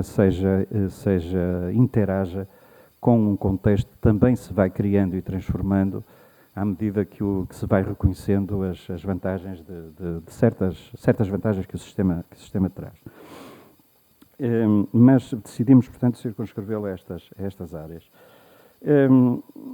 Os desafios que nós tínhamos para este projeto era, em primeiro lugar, conseguir, de facto, ampliar e reconfigurar a maneira de fazer ciência, portanto, envolvendo atores que, em geral, não estão envolvidos diretamente na produção de conhecimento científico e também aquilo que conta como pesquisa. Ou seja, uma das definições que nós usamos muito é exatamente a do John Dewey. A pesquisa é a indagação inteligente, se quisermos, a indagação para a ação inteligente, como ele dizia.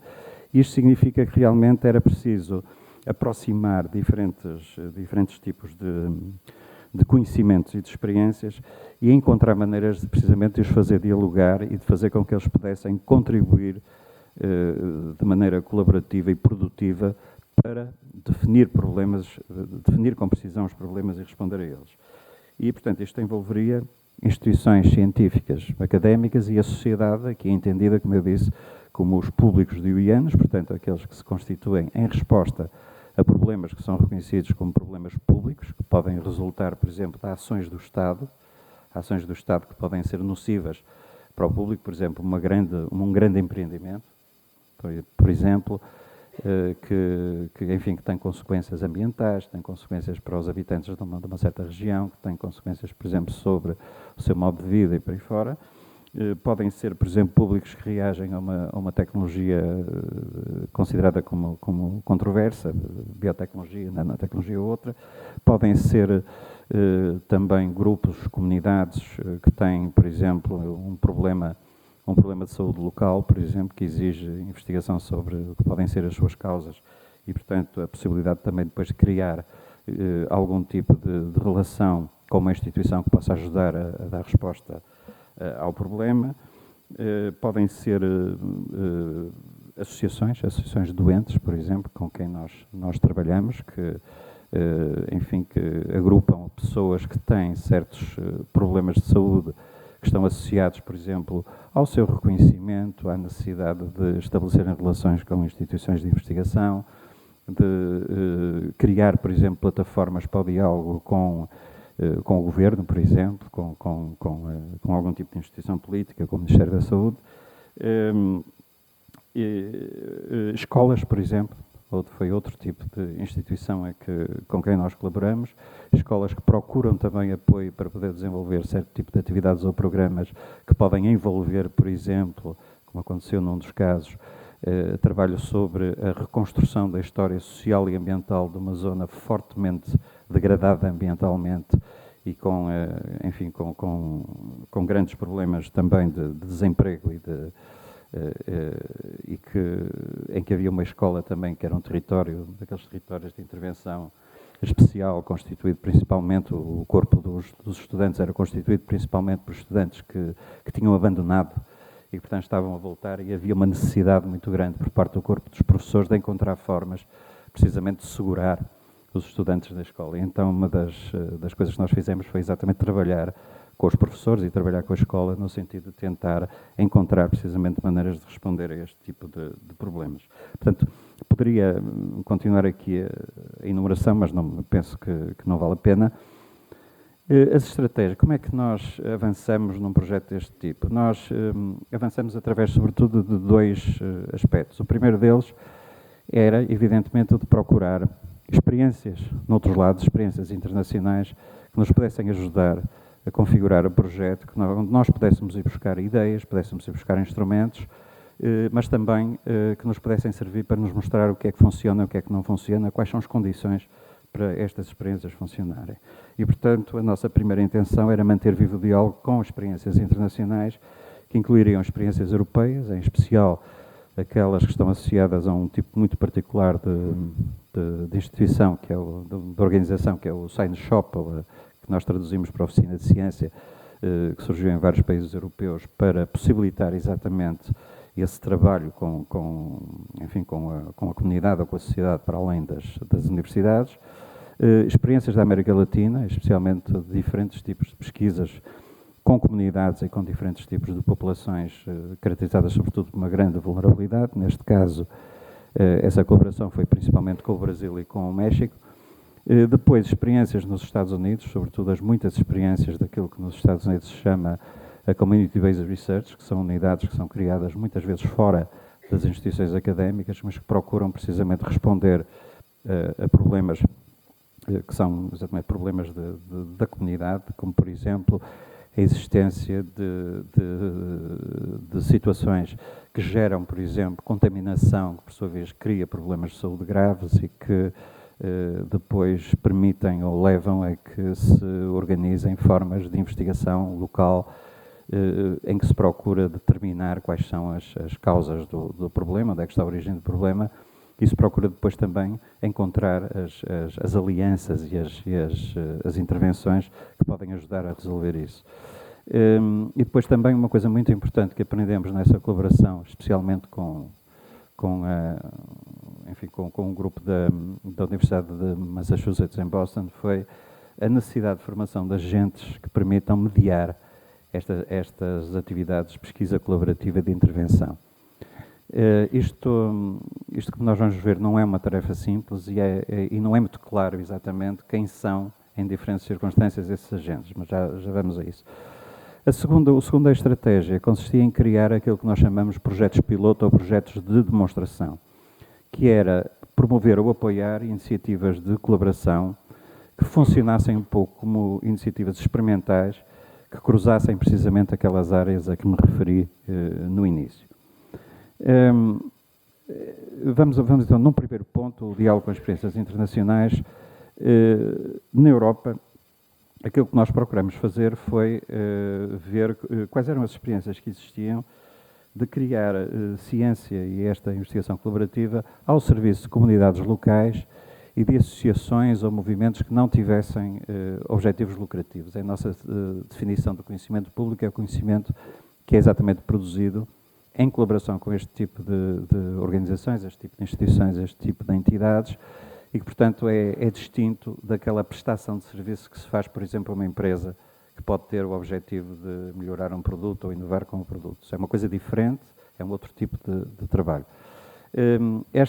O caso dos Science Shops é talvez o caso mais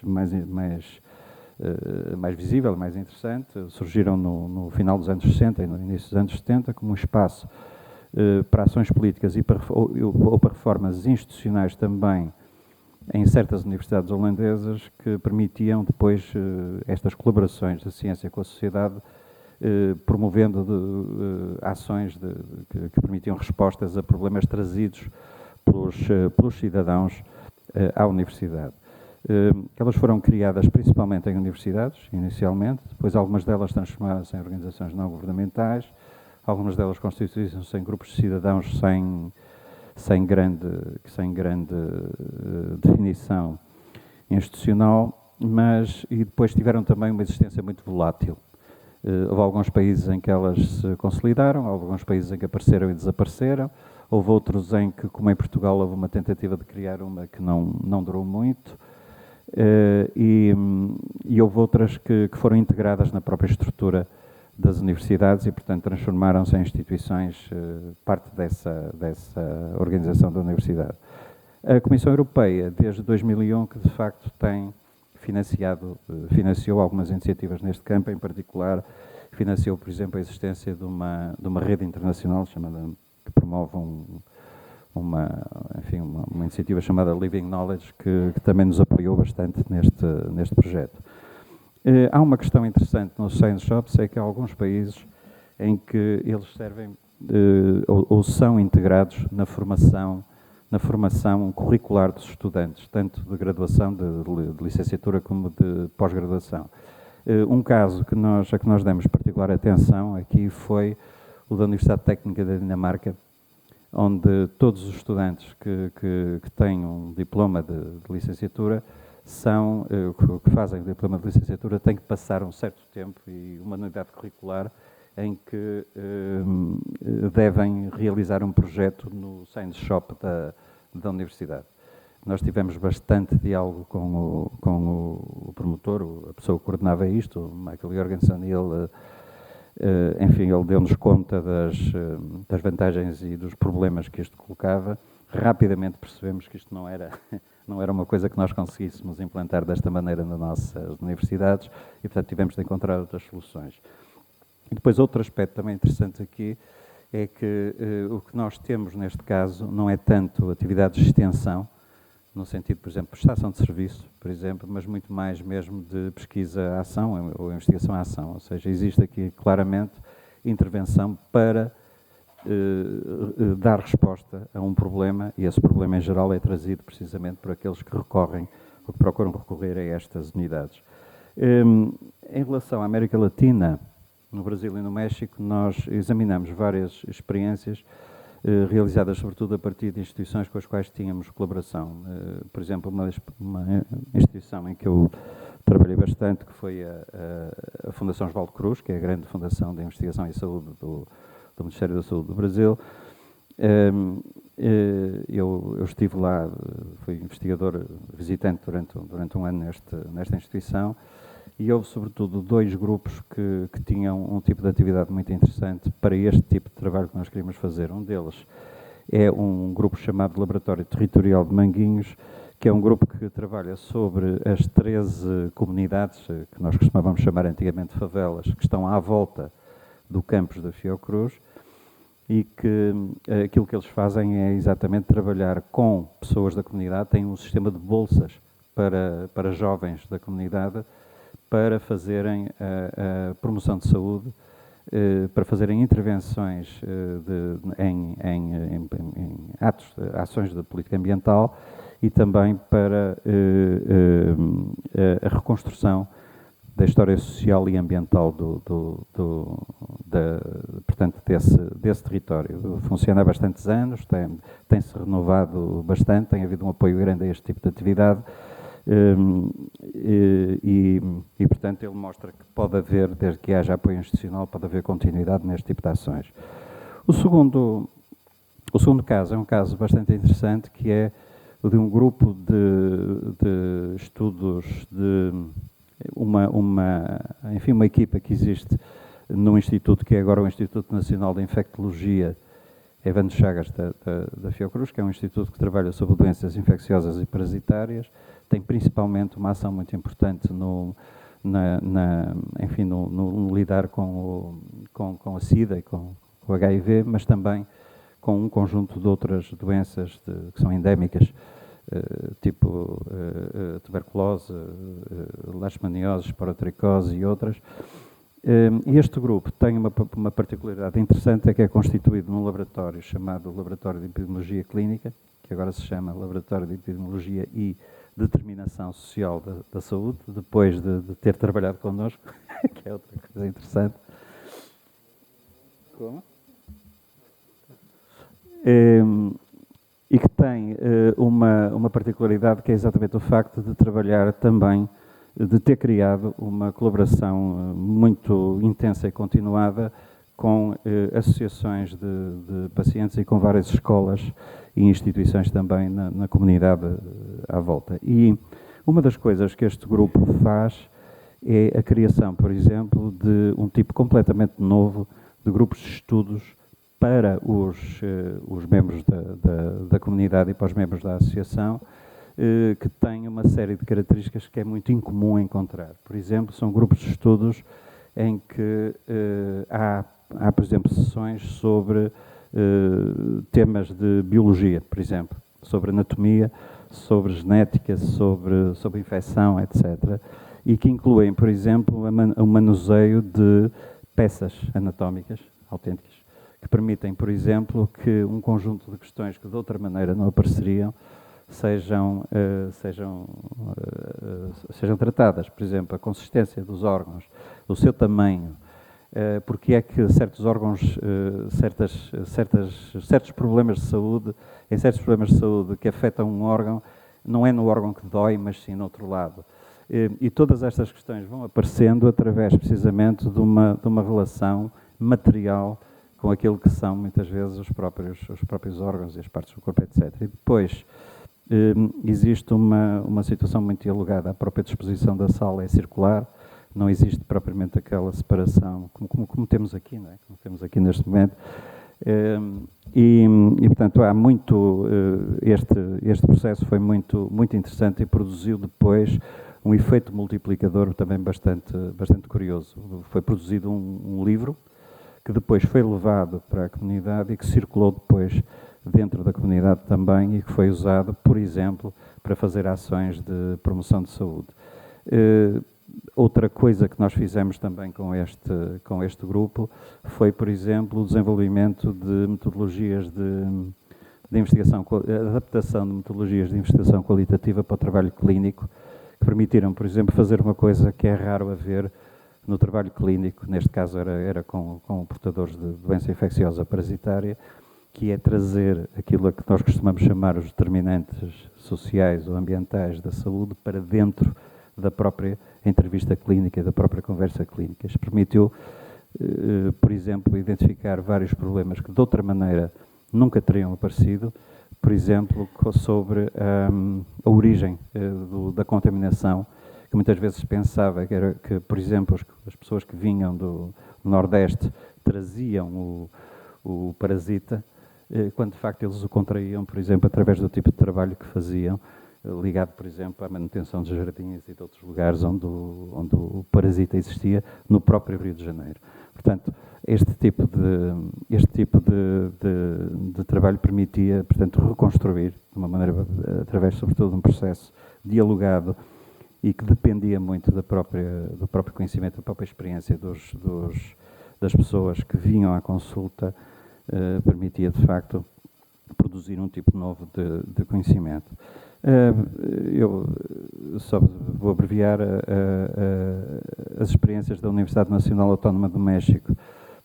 Tiveram a ver, sobretudo, com um macroprojeto chamado Manejo de Ecossistemas e Desenvolvimento Humano, que também foi, sobretudo, a Rita Serra que trabalhou sobre isso, portanto, eu não vou aqui desenvolver isto, mas só para dizer que este tipo de trabalho foi bastante importante para nós. Pudemos ver o que é que podíamos, de facto, trazer e aprender com ele, mas, ao mesmo tempo, também vimos quais são as condições institucionais que é preciso criar para poder fazer um projeto deste tipo. Os Estados Unidos foi, sobretudo, o que nos interessou mais foi a maneira como foi criado um programa experimental de workshops intensivos e interdisciplinares para o nosso colega Peter Taylor, da Universidade de Massachusetts, em Boston, que todos os anos promovia esses workshops para estudantes de licenciatura, de pós-graduação e investigadores já experimentados, para desenvolver capacidades colaborativas de pensamento crítico nos domínios da saúde e do ambiente e para aprender a trabalhar precisamente nestas áreas. Também ele esteve várias vezes em Portugal e ajudou-nos também a organizar e a formar pessoas também para este tipo de trabalho. Os projetos de demonstração estiveram precisamente como eles consistiam principalmente em promover iniciativas que tivessem origem na sociedade. Portanto, havia solicitações que nos eram feitas e nós procurávamos depois encontrar pessoas e constituir uma equipa, uma resposta de equipa que permitisse lidar com esses problemas. Podiam ser pessoas da universidade ou podiam ser pessoas de fora, como aconteceu mais do que uma vez. Também é interessante que uma das coisas que nós descobrimos rapidamente foi que este tipo de trabalho passa muitas vezes por solicitações que são feitas dentro de universidades e instituições de investigação, seja por investigadores, seja por parte de estudantes de doutoramento e, ultimamente, temos percebido também que os estudantes de pós-doutoramento, em particular, têm-nos procurado muito para fazer projetos deste tipo, especialmente uma vaga enorme de estudantes de pós-doutoramento que nós tivemos de países da América Latina. Outra coisa também que nós percebemos é que o envolvimento de estudantes dos 3 ciclos de formação em projetos deste tipo tem não só um efeito formativo importante, mas é também muitas vezes uma maneira de permitir que alguns impasses no próprio trabalho de investigação que eles estão a fazer possam ser ultrapassados e possam ser resolvidos. Aconteceu isto mais do que uma vez. Os modelos de desenvolvimento de colaborações, nós tivemos vários exemplos diferentes. Umas vezes era aprendizagem conjunta através do desenho e apoio ao projeto, que foram desenvolvidos caso a caso, com maior ou menor intensidade em diferentes fases. O tipo de apoio que dávamos poderia ser através, como aconteceu, por exemplo, em algum trabalho com escolas e com professores, enquadramentos teóricos, revisões de literatura, o próprio desenho colaborativo dos projetos, a facilitação de contactos, a facilitação de discussões e de metodologias de pesquisa colaborativa. Portanto, treinamos pessoas para utilizar métodos colaborativos e participativos também de pesquisa. Algumas vezes tínhamos mesmo de entrar na prestação de serviços, eram-nos pedidas serviços que nós tínhamos capacidade para prestar. Por exemplo, só para dar um exemplo, o apoio jurídico, por exemplo, que foi uma coisa curiosa, que nos apareceu em vários casos. Aparentemente não era esse o problema central, mas aconteceu, por exemplo, que algumas das comunidades com quem trabalhamos tinham problemas de legalização da ocupação do lugar onde estavam. E, nesse caso, nós recorremos a uma competência que abunda no nosso centro, que é exatamente aquilo que chamamos o apoio, chama-se, sobretudo, de estudantes e colegas brasileiros, que é a assessoria jurídica popular, que é uma coisa que eles sabem fazer muito bem e que, enfim, isso foi um exemplo precisamente deste tipo de contribuição que nós podemos dar, porque temos, de facto, essa competência, enfim, pronta a ser usada, digamos. O apoio à busca de recursos, por exemplo, foi outra coisa que nós também tentamos, quando não tínhamos capacidade para responder diretamente, e entre eles, por exemplo, a capacidade que certos projetos locais deveriam ganhar para poderem ter financiamento próprio depois de nós sairmos. Esta é uma questão absolutamente crucial. Nós começamos um projeto, apoiamos o projeto e há um certo momento em que nós temos que sair. Por várias razões. A pessoa que estava a trabalhar já não pode continuar, o projeto, enfim, já pode continuar autonomamente e, portanto, aquilo que nós temos que fazer é ajudá-lo a aguentar-se por si só, a sustentar-se por si só. Nem sempre é fácil e muitas vezes também pode gerar algum tipo de conflito. Nós tivemos experiências mistas também neste ponto. Portanto, nós temos aqui 2 momentos. Um momento é o desenvolvimento da colaboração e o segundo é tornar as colaborações autossustentáveis, quer dizer, aquilo que era o objetivo da colaboração autossustentável. Deixem-me só dizer, para terminar, antes dos contactos, que Há várias outras áreas em que nós depois expandimos este tipo de trabalho. Por exemplo, um deles foi com associações de doentes. Começamos a trabalhar também com associações de doentes e, em particular, com projetos em que se procurava, por exemplo, articular o trabalho, digamos, o trabalho terapêutico com intervenções em que nós tínhamos também pessoas que eram especialistas, neste caso pessoas, por exemplo, que vinham do Brasil e que trabalharam na reforma psiquiátrica e que nos ajudaram, por exemplo, a criar intervenções com a Associação de Alzheimer, por exemplo, e o Museu Machado de Castro em Coimbra, exatamente para trabalho com cuidadores e com os próprios pacientes de Alzheimer. Tivemos recentemente uma área que nós estamos bastante interessados em desenvolver, é o da nutrição, alimentação e saúde. Tivemos recentemente um projeto que está a ser continuado. Esse tipo de investigação está a ser continuado agora por alguns colegas, uma colega nossa, que é, sobretudo, de investigação que foi feito em colaboração com uma investigadora da Faculdade de Ciências de Nutrição e Alimentação da Universidade do Porto, sobre as práticas alimentares de famílias que recebem o rendimento social da inserção. E um dos resultados mais interessantes deste projeto, em primeiro lugar, é que a grande parte daquilo que se diz acerca dos maus hábitos alimentares tem, obviamente, muito a ver com as próprias condições que as pessoas têm, não só para a aquisição de alimentos, como também para a sua preparação. Muitas vezes os alimentos que são os mais, aqueles que permitem ter mais valor calórico, que permite repor as forças das pessoas, são também mais baratos são os que têm mais gordura e mais açúcar, e, portanto, há aí uma explicação óbvia também, muitas vezes, para a razão porque se usa muito esse tipo de produtos, mas também, uma coisa também que foi muito interessante foi a possibilidade de explorar algumas das competências em matéria culinária, em matéria de hábitos alimentares, de que as pessoas ainda têm memória e ainda têm competência para retomar, a possibilidade também de criar programas através dos quais se podia trabalhar com elas nesse sentido, ou seja, com as condições que têm, os recursos que têm, como é que se pode, de facto, alterar algumas dietas alimentares que são suscetíveis de serem transformadas, sem que isso signifique que as pessoas tenham de mudar radicalmente os seus hábitos. É uma coisa que rapidamente se percebeu. Não se obriga as pessoas simplesmente a deixar de comer enchidos ou bacalhau. E pronto, há mais exemplos, mas eu não vou, já falei demais, acho que já passei o tempo. Portanto, eu queria só deixar aqui esta experiência, uma experiência que terminou formalmente em 2013, mas de facto depois prosseguimos, continuamos neste momento, sobretudo em colaborações internacionais também, com o Brasil, com o México, em particular. A mais recente,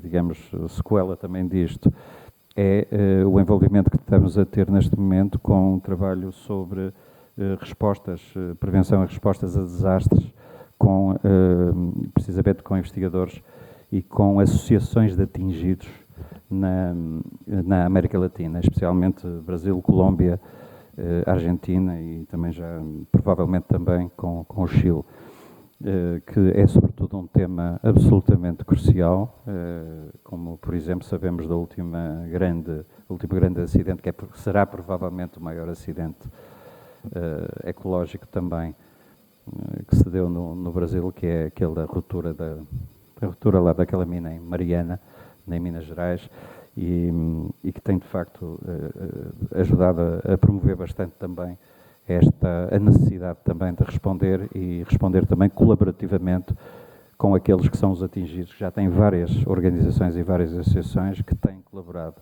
com com institutos de investigação e algumas vezes também com a Defesa Civil, a Proteção Civil, para tentar precisamente encontrar maneiras de criar modos melhores de prevenção e também formas mais eficazes também de resposta, apoiadas também naquilo que é a sua experiência e o saber que foram criando também em situações anteriores, especialmente naquelas zonas onde esta vizinhança com o desastre é endémica. Portanto, as pessoas habituaram-se a viver, como dizia o Walter Benjamin nos anos 30, numa espécie de estado permanente de emergência. E esta, por exemplo, é uma das áreas em que este tipo de investigação pode realmente fazer a diferença. Obrigado.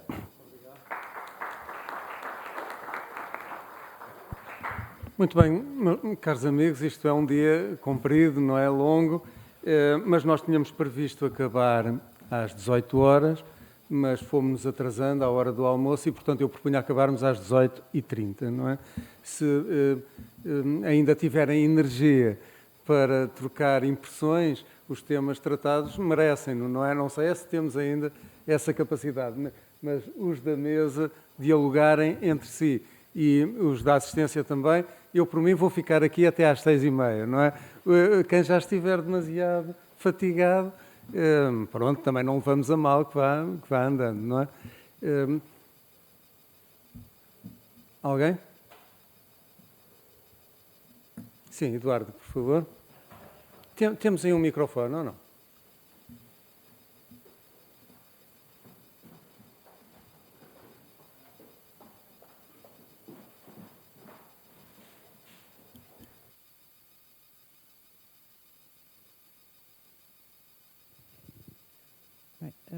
Bem, não era a minha intenção intervir, mas perante este micro-silêncio, eu, antes de mais, gostaria de agradecer este conjunto de intervenções, tipo nesta parte do workshop, que creio que combinaram bem, fizeram bem um state of the art deste campo, por um lado, e por outro lado, creio que combinaram bem intervenções de enquadramento teórico, com algumas de pendor mais empírico, casos práticos.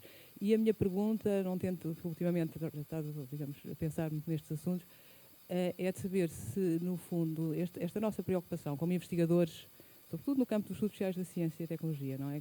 Nos últimos tempos, em torno das questões da comunicação da ciência à sociedade, da relação da ciência com a sociedade, tem estado bastante centrada, como é normal, até talvez à luz de um certo sentido de responsabilidade social que mantemos relativamente à comunidade em que vivemos, centrada na exploração de formas de responder mais aos problemas sociais, às necessidades sociais, envolver os públicos, etc. A minha pergunta mais especificamente é no sentido de saber se, no fundo, o grande desafio nesta área não é tanto do lado da ciência, da investigação científica em ciências sociais em particular, mas mais do lado da sociedade civil, tendo em perspectiva a possibilidade de maior procura do conhecimento científico do outro lado, não é? O João tem trabalhado, por exemplo, com as associações de doentes, que é um caso bastante específico, não é? A América do Sul, pelo que nós ouvimos, parece dar mais exemplos, se calhar, do que a Península Ibérica, não sei até que ponto, não é? De organizações bottom-up, de comunidades, etc., que procuram as universidades, dá a sensação que há talvez maior facilidade dessa dinâmica do outro lado, não é? Dessa dialética. Bom, era à volta disto que eu queria levantar a questão. Obrigado. Eu ia perguntando se há mais 2 ou 3 questões para pôr em cima da mesa e depois dava a palavra de novo aos membros da mesa para algum comentário rápido, uns aos outros e a essas questões. Quem é mais uma pessoa corajosa?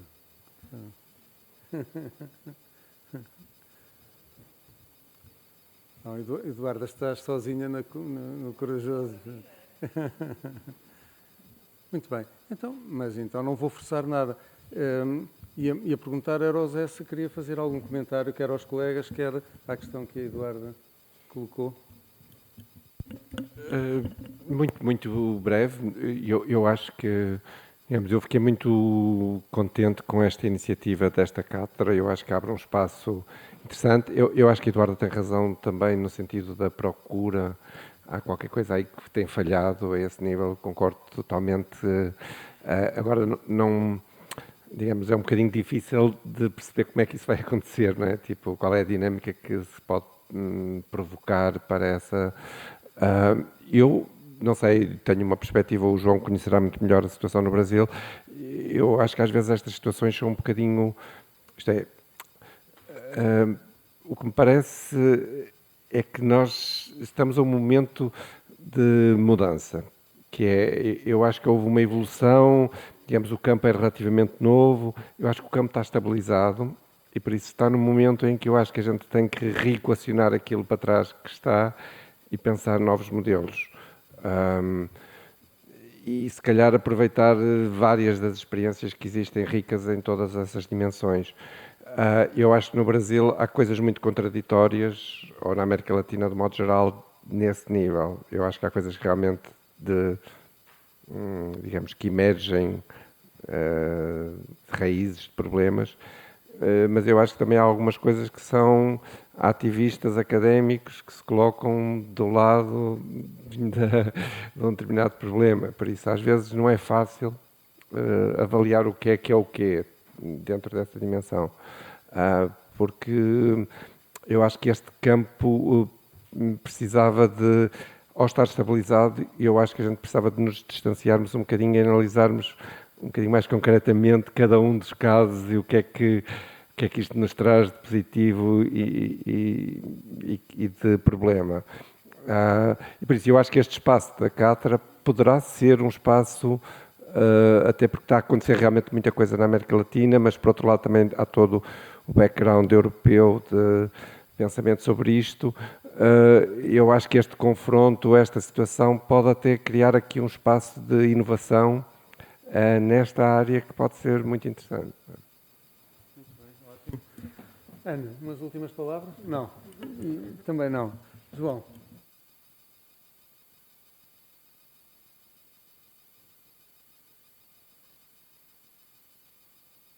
Há uma certa razão daquilo que disse a Eduarda, porque uma coisa que nós notamos, por exemplo, é que a expectativa, por exemplo, de que as pessoas venham ter connosco com problemas é um bocado complicada. Primeiro porque muitas vezes não são exatamente muito claros os canais por onde, de facto, se pode contactar com os cientistas e com os especialistas, com as instituições de investigação.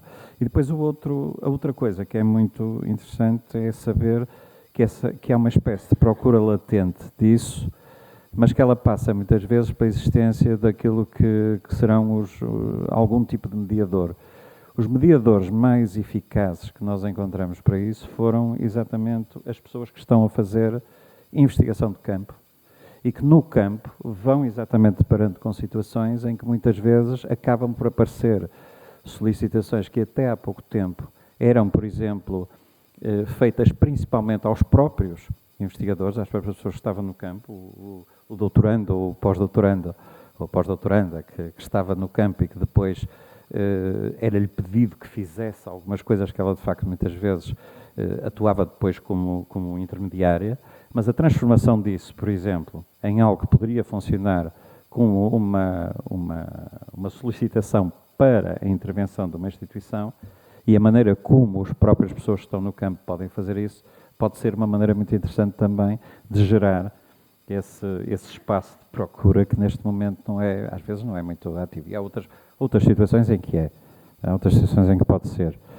O caso que contou